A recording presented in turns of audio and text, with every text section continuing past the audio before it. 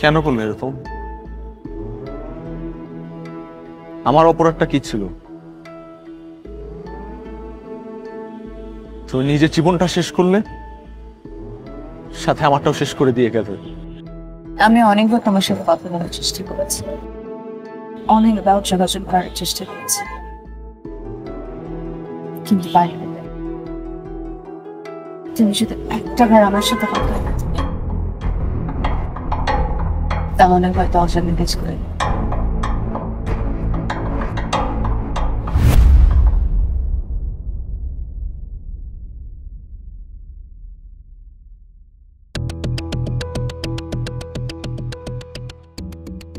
Ivan, Ivan উঠেছিস? Ivan, Ivan একটু নিচে আয় তো।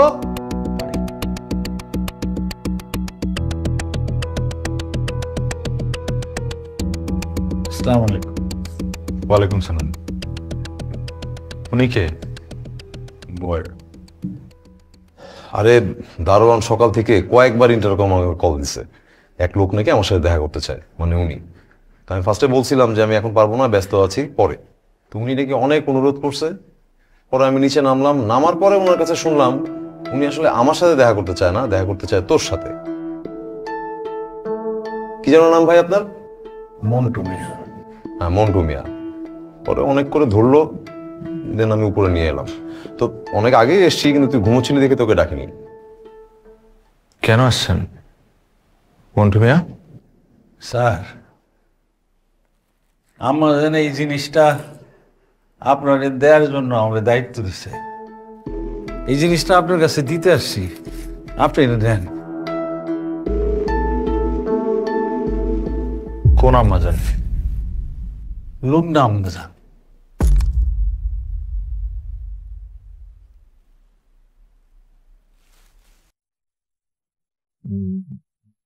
মানে যিনি ছাদ থেকে পড়ে মারা গেছে উনি? জি জি স্যার।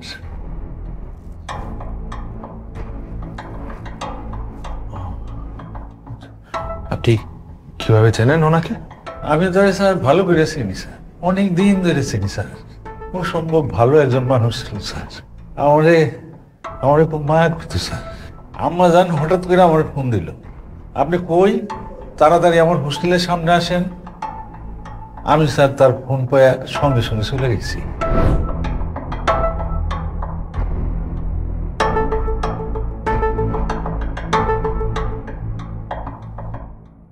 আপা, আসসালামু আলাইকুম। ওয়ালাইকুম আসসালাম। কি ঘটনা, কি সমস্যা? আপনি এত বারবার করে ফোন দিতেছেন, আর আপনার এরকম লাগতেছে কেন?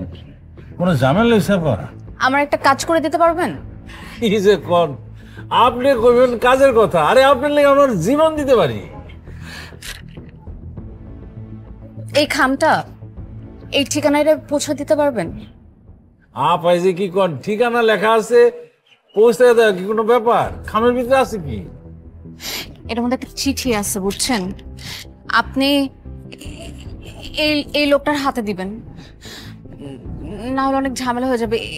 এই চিঠিটা ওনার হাতে দিয়েন। হ্যাঁ জি আপা।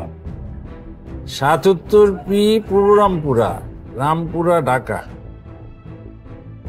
কোনো অসুবিধা নাই। এই চিঠি আমার জীবন থাকতে ওনার হাত ছাড়া অন্য কোথাও যাবে না, এই বিষয়ে আপনাকে নিশ্চিন্ত থাকতে পারেন। আপনার মনটা কি খুব বেশি খারাপ?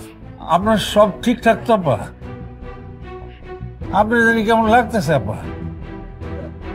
আপনি ভালো থাকেন।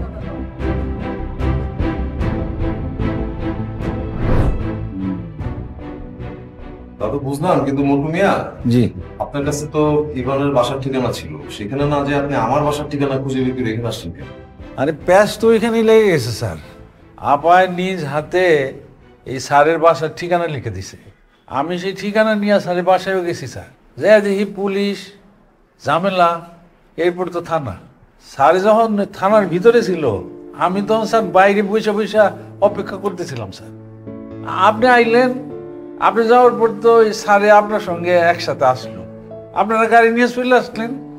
আমিও স্যার ওই সিএনজি নিয়ে সোজা এই আপনাকে বাড়ির গেটে, তারপরে এই দারোয়ানের লোকে এই যে এতক্ষণ স্যার আমি বসে রয়েছি। আমার কথা যদি বিশ্বাস না হয় দারোয়ান জিজ্ঞেস করে দেখতে পারছে। ঠিক আছে।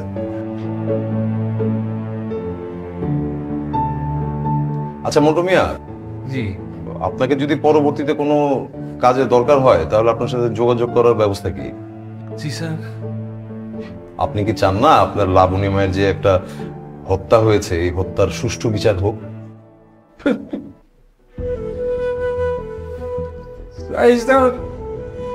একশো বার চাই, হাজার বার চাই, এরকম একজন সৎ মানুষ, এরকম একজন ভালো মনের মানুষ এইভাবে সে মরবে কেন স্যার? যার জন্য যে কারণে তার মৃত্যু হয়েছে স্যার, তার একটা সুষ্ঠু বিচার হোক স্যার।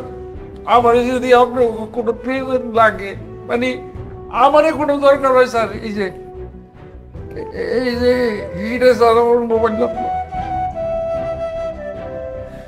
যদি কোনো কারণে স্যার ফোনে আমরা না পান তাহলে স্যার দয়া করে এই কলমপুর বসতে যাইবেন। যে কাউরে বললেই হইব যে এই মন্টু সিএনজি ড্রাইভার একটু ডেকে দাও, আমার ডেকে দিব স্যার, আমার বাড়ির চাই আপনার নিয়ে দেব স্যার। আসি স্যার, আসসালামু আলাইকুম।